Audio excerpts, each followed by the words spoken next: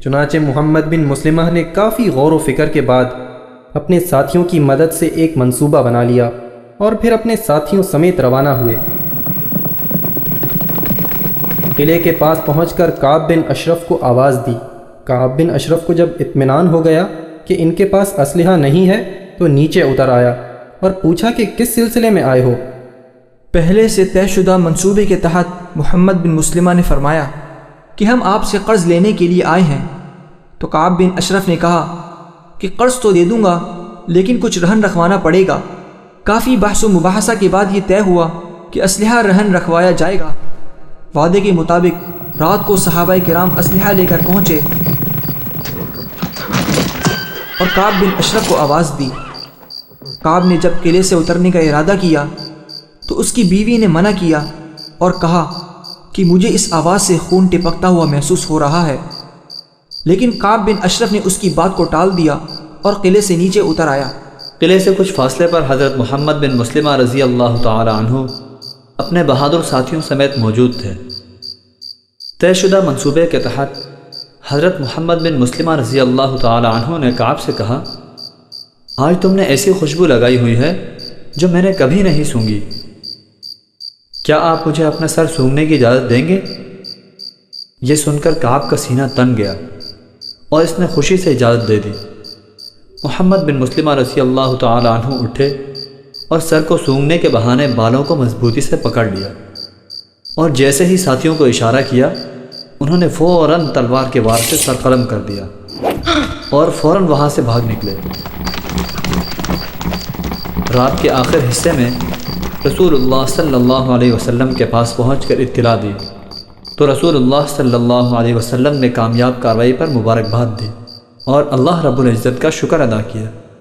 قبیلہ خزرج کے لوگوں کو جب یہ خبر پہنچی کہ قبیلہ اوس کے لوگ یعنی محمد بن مسلمہ اور ان کے ساتھیوں نے حضور صلی اللہ علیہ وسلم کے ایک دشمن کو قتل کر کے ایک اعزاز حاصل کیا ہے، تو انہوں نے سوچا کہ کیوں نہ ہم بھی رسول اللہ صلی اللہ علیہ وسلم کے دوسرے دشمن یعنی ابو رافع کو قتل کر کے فلاح اور کامیابی حاصل کریں۔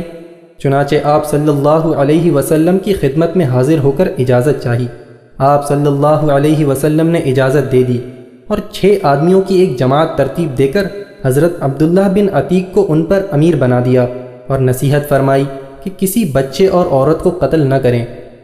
یہ 6 صحابہ یعنی عبداللہ بن عتیق، مسعود بن سنان، عبداللہ بن انیس، ابو قتادہ، حارث بن ربعی اور خزاعی بن اسود غروب آفتاب کے وقت خیبر پہنچے۔ یہیں ابو رافع کا قلعہ تھا۔ قلعے کے لوگ اپنے جانوروں کو چراگاہ سے واپس لا رہے تھے تو عبداللہ بن عتیق اپنے ساتھیوں کو ایک جگہ پر بٹھا کر خود قلعے میں داخل ہونے کی کوشش کرنے لگے۔ چنانچہ قضاء حاجت کے بہانے قلعے کے دروازے کے قریب بیٹھ گئے۔ دربان نے جب دیکھا تو سمجھا کہ اپنا ہی کوئی آدمی ہے، لہٰذا ان کو آواز دے کر اندر بلا لیا۔ عبداللہ بن عتیق رضی اللہ تعالی عنہ اندر داخل ہو کر گدھوں کے استبل میں چھپ گئے۔ رات کو قصہ گوئی کے بعد جب سب لوگ اپنے اپنے کمروں میں سو گئے تو انہوں نے چپکے سے چابیاں اٹھائیں اور دروازے کھولتے ہوئے بالا خانہ جہاں اللہ اور اس کے رسول صلی اللہ علیہ وسلم کا یہ دشمن سوتا تھا وہاں پہنچ گئے۔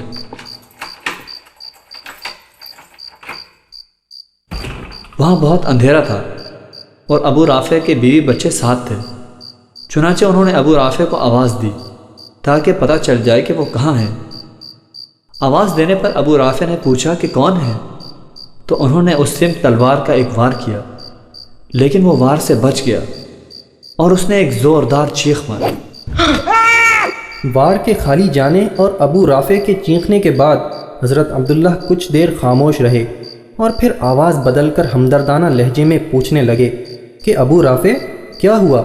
ابو رافع سمجھا کہ یہ مجھے بچانے کے لیے آیا ہے۔ اس نے کہا کہ ابھی کسی شخص نے مجھ پر حملہ کیا تھا۔ یہ آواز سن کر حضرت عبداللہ اچھی طرح سمجھ گئے کہ یہ کہاں کھڑا ہوا ہے اور تاک کر ایسا زبردست وار کیا کہ ابو رافع وہیں ختم ہو کر ڈھیر ہو گیا۔ ابو رافع کو قتل کرنے کے بعد حضرت عبداللہ بھاگے اور دروازہ کھولتے ہوئے سیڑھیوں تک جا پہنچے۔ تیزی میں سیڑھیاں اترتے ہوئے گر گئے اور پنڈلی کی ہڈی ٹوٹ گئی۔ امامہ اتار کر پنڈی پر باندھا اور ساتھیوں کے پاس پہنچ کر ساتھیوں کو بشارت سنانے کے لیے بارگاہ نبوت میں بھیج دیا اور خود وہیں اس کے قتل کی خبر سننے کے لیے بیٹھ گئے۔ صبح کے وقت ایک شخص نے قلعے کی دیوار پر کھڑے ہو کر اس کی موت کا اعلان کیا۔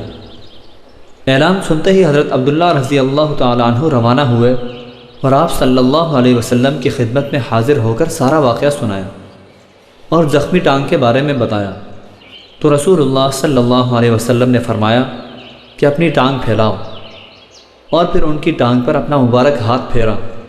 اللہ کے حکم سے ان کی ٹانگ اس طرح صحیح ہو گئی جیسے کچھ ہوا ہی نہ تھا۔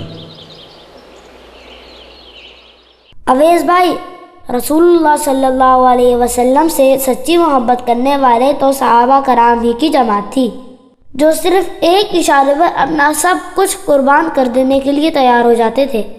نیکی کے کام بہت شوق سے کیا کرتے تھے اور برائی کے کاموں سے بہت دور بھاگا کرتے تھے۔ انس بھائی، آپ بالکل ٹھیک کہہ رہے ہیں۔ اسی وجہ سے تو اللہ تعالیٰ نے قرآن مجید ہی میں اعلان فرما دیا کہ میں ان سے راضی ہوں اور وہ مجھ سے راضی ہیں، یعنی رضی اللہ عنہم و رضوا عنہ۔ گڈو میاں نے صحابہ کرام پر ایک بہت اچھی سی نظم پڑھی ہے، سنیں گے تو مزہ آ جائے گا۔ تو پھر جلدی سے سنائیں۔ سنیں نظم۔ آقا چاند صحابہ تارے رضی اللہ تعالی عنہم، جان سے زیادہ ہم کو پیارے رضی اللہ تعالی عنہم، بالکل خوش ہیں اللہ ان سے اور خدا سے وہ بھی خوش ہیں، بالکل خوش ہیں اللہ ان سے اور خدا سے وہ بھی خوش ہیں، پڑھ لو تو قرآن کے پارے رضی اللہ تعالی عنہم، پڑھ لو تو قرآن کے پارے رضی اللہ تعالی عنہم۔